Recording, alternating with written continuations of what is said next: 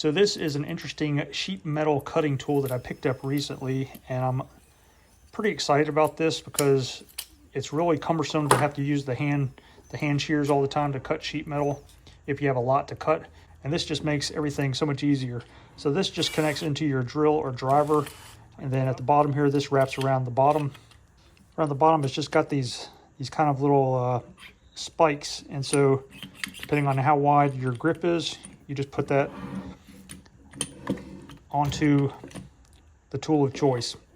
So in my case, the handle up here is too narrow. This won't go in all the way, but I can still put it on this rubber tip on the top side of the battery housing without actually connecting to the battery. So you can pretty much go about like that. All right, so see there, it's not touching the battery or anything like that. It's just the rubber handle. It does get in the way a little bit, so you can't put a full hand right there, but that's okay.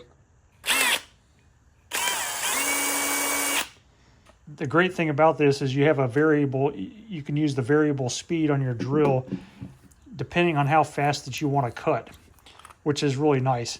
You do have this little slotted area right here if you need to open up and make this section wider. Now, the cutting takes a couple practice runs before you get the hang of it, but you can see that I did a nice straight cut line right here. I was able to notch over a side right here, so I can do nice cutouts on flashing that way. Then I was curious to see if I could do rounded cutouts, you know, if you wanted to cut out HVAC pieces as well, and that worked just fine as well. It leaves a nice, relatively nice clean edge that you could smooth out a little bit, but it's pretty smooth as it is. Here's another rounded spot that I had right here. Had no sharp edges on that one, so that's a really good one. But it's just a matter of you know, practicing a couple times, and then you got the hang of it, and you can go nice and slow, and then once you're out into a wide open area, you can go a little bit faster, depending on how, you know, neat and precise it needs to be.